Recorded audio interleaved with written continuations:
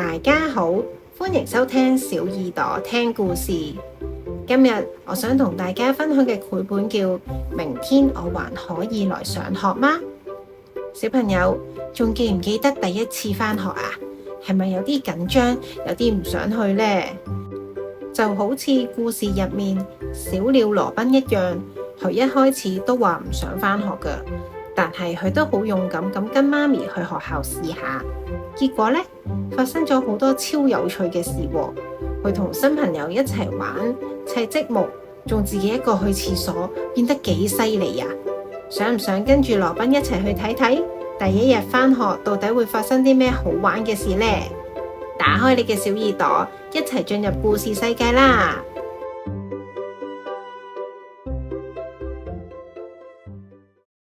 我哋多謝作者同繪圖嘅艾斯特·凡登伯格，翻譯嘅黃庭嫻。我唔想返學啊！羅賓大叫，但係媽媽都繼續向前行，冇幾耐就到學校門口啦。好啦，我只係留一陣嘅咋。羅賓將書包掛喺走廊嘅架上，媽媽錫咗羅賓一啖。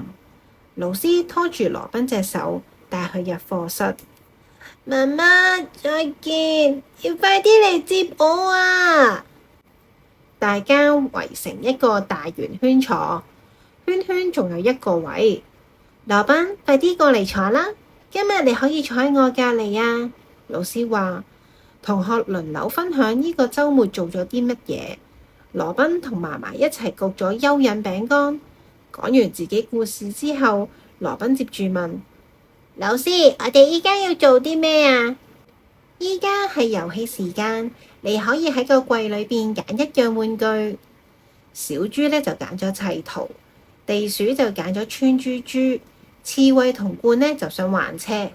羅賓會揀咩呢？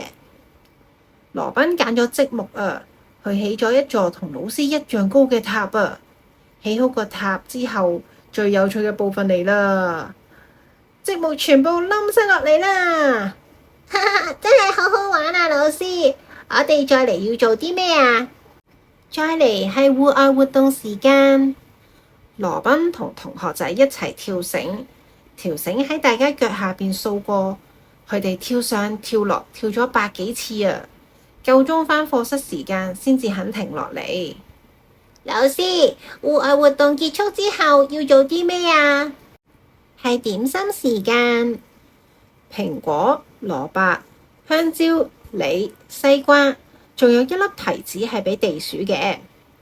喺個圈圈嘅中間有一個細嘅垃圾桶，可以用嚟掉果皮、果核同埋西瓜子。大家又飲飲品。羅賓大口大口咁樣飲，咕嚕咕嚕，個杯空咗啦，個肚咧都食到撐起嚟啦。我就嚟要瀨尿啦！廁所喺嗰度啊，快啲去啦！尿尿、抹 pat pat、洗手，羅賓樣樣都自己嚟。上完廁所之後，佢返返去課室。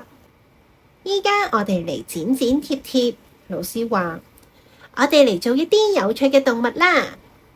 同學們呢都拎咗鉸剪同埋啲顏色紙。羅賓要做啲咩動物呢？羅賓用鉸剪再用膠水將顏色紙黐起嚟喎。完成！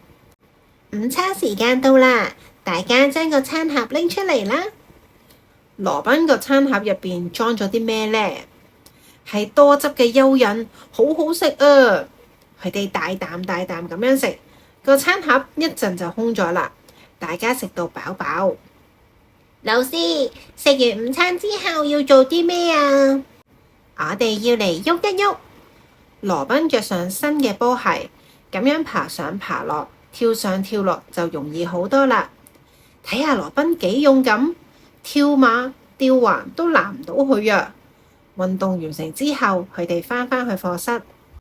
依家我哋一齊嚟好好咁收拾一下啦，然後着好外套，孭好書包。老師，我得啦，依家要做啲咩啊？依家係返屋企啦！我唔要返屋企！羅賓大叫，媽媽俾一個大大嘅擁抱羅賓，將佢抱起嚟，微笑咁講：快啲去問老師，你可唔可以再嚟學校啦？羅賓，你估老師今次會點講呢？故事就講完啦。小朋友，呢個學校係咪同你間學校有啲似呢？好似掛書包、圍圈圈坐、遊戲時間、自己上廁所。羅賓玩到唔捨得返屋企啊！最後仲興奮咁問：聽日我仲可唔可以嚟學校啊？原來返學一啲都唔可怕㗎，係唔係啊？羅賓帶我哋睇到，只要勇敢踏出第一步，就會發現學校裏邊有好多好玩嘅事，好多唔一樣嘅朋友等住我哋一齊去探索。故事又話俾我哋聽，小朋友咁細個，不安係可以被理解、被陪伴嘅。學校就係一個俾每一個小朋友都安心做自己嘅地方，由驚到期待，老師都會一直陪住你㗎。準備好未啊？一齊開心上學啦！如果你都鍾意呢個故事，可以 like 同 share 俾你嘅朋友。記得去撳訂閱嘅掣，仲有隔離嗰個小鈴鐺。當我一出新故事嘅時候，就可以通知你啦。今日時間差唔多啦，我哋下次再見啦，拜拜。